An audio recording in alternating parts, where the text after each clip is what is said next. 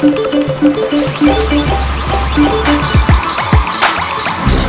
what's up everybody? Welcome back to 777 Breaks. I'm Jersey. To my left I got Piper. We are 777 Breaks. So by now you've probably already seen our other video. We talked about what is a sports break, how to get into a sports break.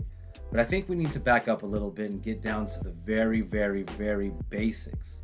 And we're going to start with the easiest things that you should know about, and that's the actual sports cards. So Piper, my first question, what kind of cards are out there? Well, there's a lot of different cards that are out there. There's basketball, there's football, hockey, baseball, NASCAR, and golf. Whoa. Did you say golf? Yep, I said golf. Golf cards that haven't been out in the past like 5 or 6 years that are dropping again in the spring? Like that type of golf card? Exactly. Wow, now I'm super excited. Okay, so pretty much from what you've told me, Piper, there's pretty much a sports card for everything. But now I'm a little bit more confused because when I was collecting back in the day, there were a bunch of different types of cards out there. There was Fleer, there was Donruss, there was Upper Deck, there was Topps.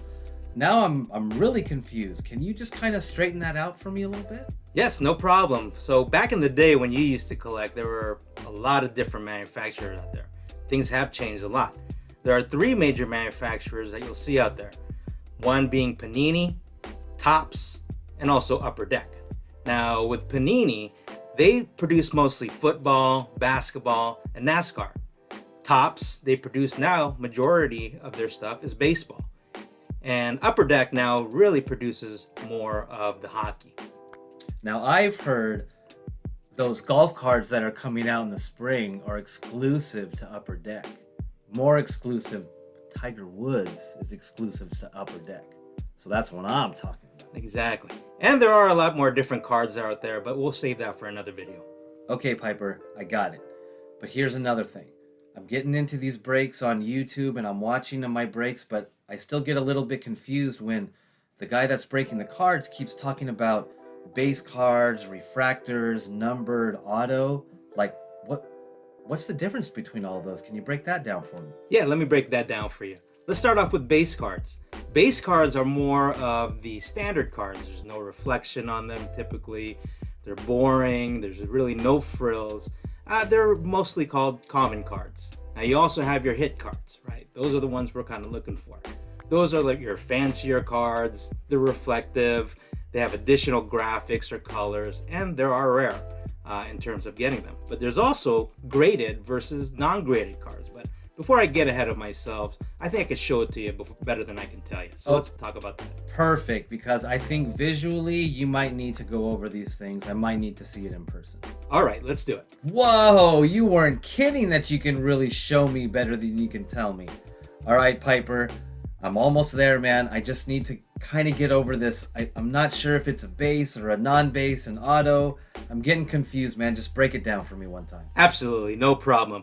But first, before I start showing what the difference between a base card and a hit card, I'd like to give a shout out to Card Pavilion owner Nelson over there in Orange County, California in Santa Ana.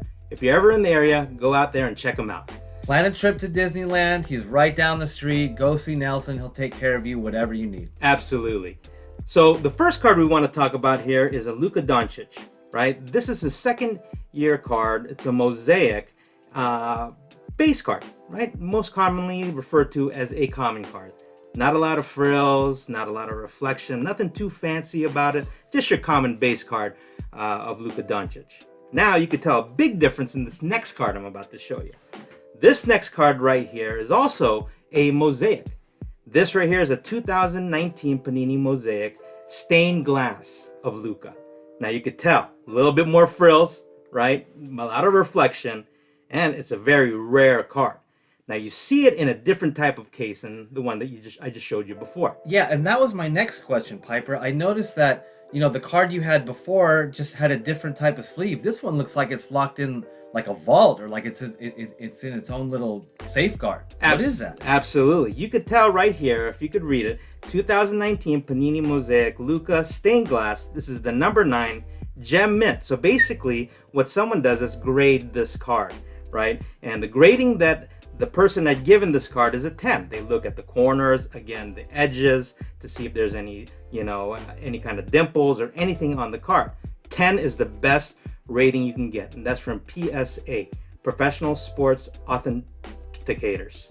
Right? Close enough. But anyway, PSA, they grade this card, right? And obviously, if you get a 10, a gem mint 10, the value of the card triples, sometimes quadruples, or even more.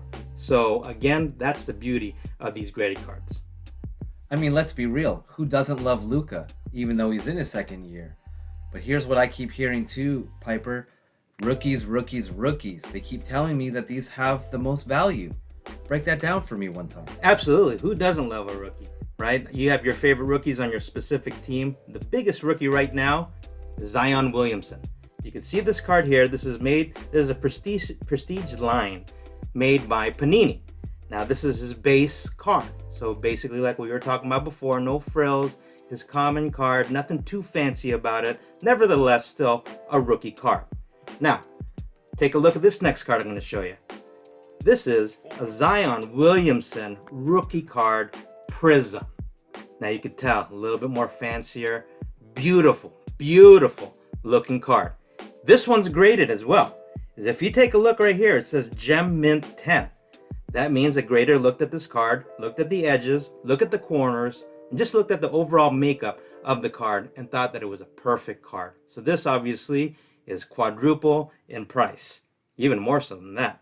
Now this next card I'm going to show you is Karl Malone, Career Lineage. Now the reason why I'm showing you this card is because if you look at the back of it here, you're going to see 38 out of 199. That means there were only 199 of this particular card made, and we have the 38th one. So guess what happens to this card? It becomes a lot more valuable and a lot more rare. Now another rare type of card you're going to see out there is, I'm going to show you an example of one of my favorite players growing up, Ron Harper. Ron Harper, you'll see, this is Illusions, and you can see that it's actually autographed by Ron Harper. Awesome, isn't it? So anyway, this right here is a very valuable card and extremely rare, obviously, because he actually touched it and autographed it. Okay, Piper, I think I get it. But here's where I'm stuck again. I got a lot of friends telling me, hey, collect this person or invest more money in this guy. And I'm like, well, I really just want to collect, the players that I like and the teams that I like. But then they're telling me, no, I should be collecting for value. What do you suggest I do? You hit the nail on the head there. You should be collecting the players and the teams that you enjoy watching. We all have passions for sports, and sports card collecting just kind of, exemplifies that, because you get to bring home your favorite players with you. Like, for example, my favorite team is the Boston Celtics, right? I love Jason Tatum and Larry Bird. I'll collect them all day long because those are the teams and players that I enjoy. So going back to your question, collect the teams and the players that you love and you have a passion for. So basically you're telling me, have fun doing what I'm doing and don't worry about the value, because if I have fun doing it, then I guess the value will just come, whether it's like monetary or maybe it's not monetary. But from what you're saying, I think I should be having a lot of fun doing this. I'm going to take your advice, man. Have fun. All right. I hope the last couple of minutes have been educational and also kind of touch that passion inside of you to, further your sports collecting interest. But I'm Jersey. I'm signing off. Now This is to Piper. What's up, everybody? Again, I'd like to give a special shout out to Card Pavilion, to Nelson, who let us showcase his Luka and Zion cards tonight. So please go visit him on his Facebook channel. Go visit him in Santa Ana and Orange County, and go visit his shop. But for now, this is Piper. This is Jersey. 777 Breaks signing off.